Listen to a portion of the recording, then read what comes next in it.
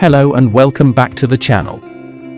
If in the morning we visit the historic village of Marialva, in the afternoon we visit another of the historical villages of Portugal, Trancoso, to end the day in Pinhel, where we will climb to its castle and enjoy a pleasant sunset.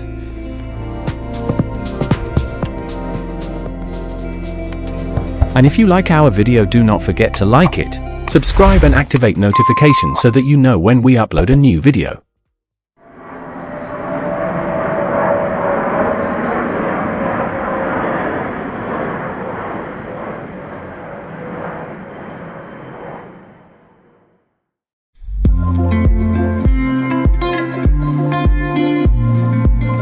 Trancoso, which as we said, is another of the historic villages of Portugal, has about 8,000 inhabitants, and in 2004, it was awarded the title of city. As for parking, you will have no problem, as you have two spacious and free parking spaces, located where the market is held, and right at the entrance of the historic centre. The road entrance to the city already highlights the importance of this historic village, where on the 29th of May, 1385 a battle took place between Portugal and the Kingdom of Castile, with final victory for the Portuguese. We begin the visit next to the parking lot, where there is the small chapel of St. Bartholomew, and in which we can see on a panel of tiles, that the chapel was made in memory of the wedding between the King Don Dinis and the so-called Holy Queen, Isabel of Aragon, which took place in the year 1282.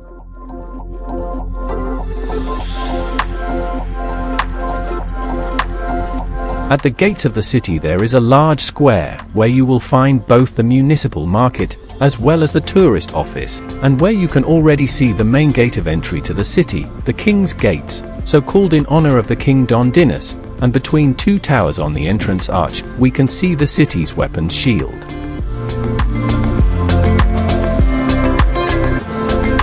We access the walled site and the Rua da Corredoura, formerly called Rua Direita, and that leads us directly to the Don Dinis Square, presided over by an imposing Pelourinho, and where we find two Baroque churches, St. Peter's Church and the Church of Mercy, finding in the Church of Mercy the tomb of Bandarra, one of the most illustrious sons of Trancoso, and who was a shoemaker who lived in the town in the 16th century, celebrated for his prophecies about the destiny of Portugal.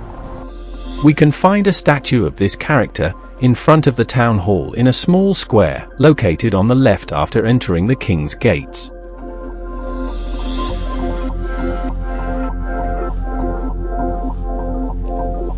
From the Don Dinis Square, we enter further into the historic centre, and we find the House of the Arches, a beautiful porch house, and with balconies from the 16th century.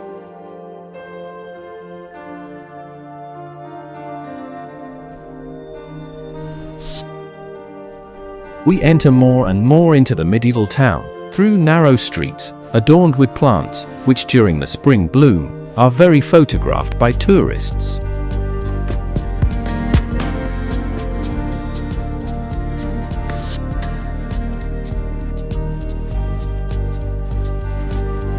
And so we get to the highest of Trancoso, where we find his castle, and where we see in the city wall, a small gate called Porta do Sol.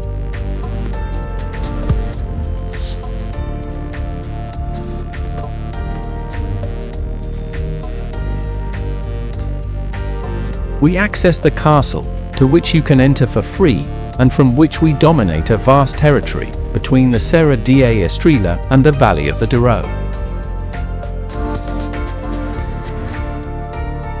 We have to go back to the 8th or 9th centuries to have the first references of it, and in the 10th century it was an Arab defensive fortress, which in the year 1160 was reconquered by the first king of Portugal, Alfonso Henriques, being reinforced and expanded over the ages, mainly by the King Don Dinis, who also ordered to build the wall of Trancoso.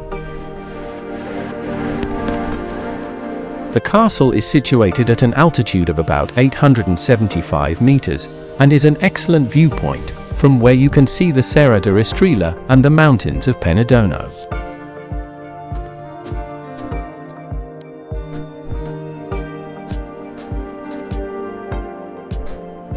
The castle has a large arms court and 6 towers adjoined to the outside of the wall, in which it highlights above all the Tower of the Tribute, to which you can access by a few stairs, although we reach the castle outside the entry time of the towers.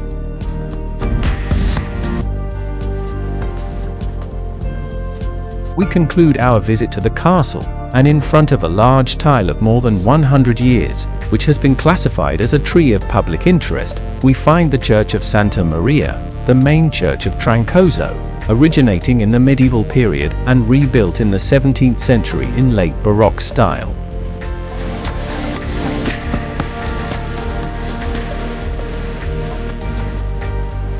We arrive at one of the ends of the city, where we can start a walk up the wall, about a kilometer of circumference, and that was defended by 15 towers, of which only 4 remain today. In the wall there are also 4 entrance doors, in addition to another small and narrow door, through which only people could pass.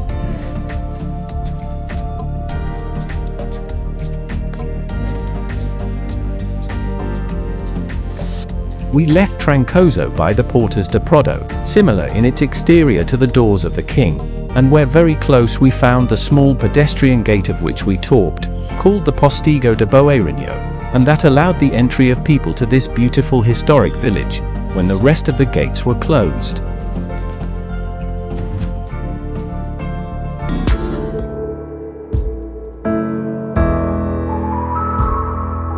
On our way to Castelo Rodrigo, the next historic village we want to visit, we find Pinhel, a town of about 3,500 inhabitants, and that has a beautiful walled site. As for parking, you will have no problem, as next to the municipal football stadium, you have a large free parking, which in a short walk takes you to the historic center. We cross the wall of the historic center, through the Gate of Santiago, one of the 6 entrance gates that originally had the city, and of which 5 are currently preserved.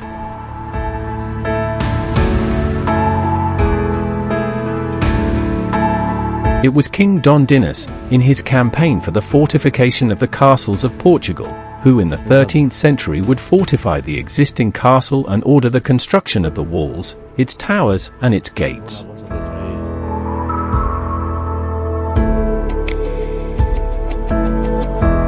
Today we can walk along the so-called Camino de Ronda, which surrounds the wall, from which we can enjoy a beautiful panoramic view of the city of Pinhel.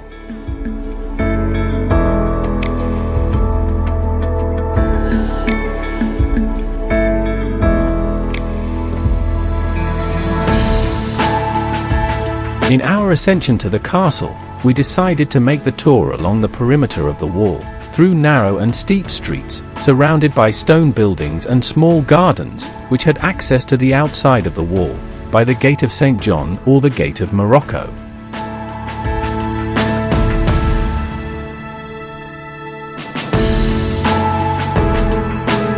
As a curiosity, Pinhel is also called the Falcon City because during the struggle for Portuguese independence, the Portuguese captured an falcon, which was the pet of the King of Castile, incorporating the image of this animal into the city's weapons shield.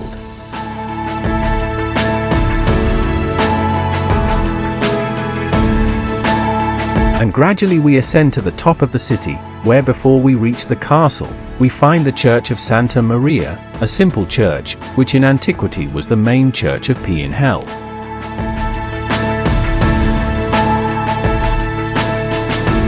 By the Rua do Castelo, we reach the terrace where the castle is located, of which 2 towers are preserved, the South Tower, which is the oldest, and the Tower of the Tribute, decorated with a Manueline-style window and balconies.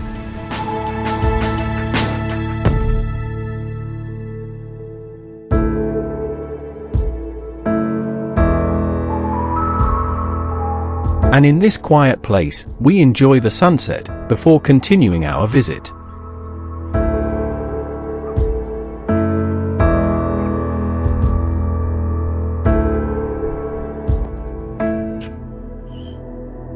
We descend parallel to the wall, finding the Gate of Marialva, another of the gates of access to the city, before reaching the so-called Clock Tower, also known as the Tower of the Cock, named so because it was erected in the 19th century, in the place where the old tower was located from the 15th century. Crowned by a vane with the figure of the cock, it was a civil-type tower, intended to warn the population at times of danger or for important issues.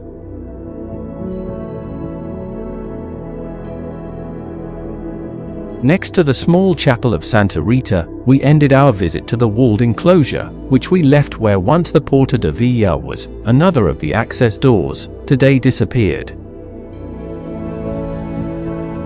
And we arrive at Sacadura Cabral Square, where we can see, among others, a Pelourinho or the Mina Falcaumana, a gentleman's house built in the 18th century, and which currently houses some departments of the town hall.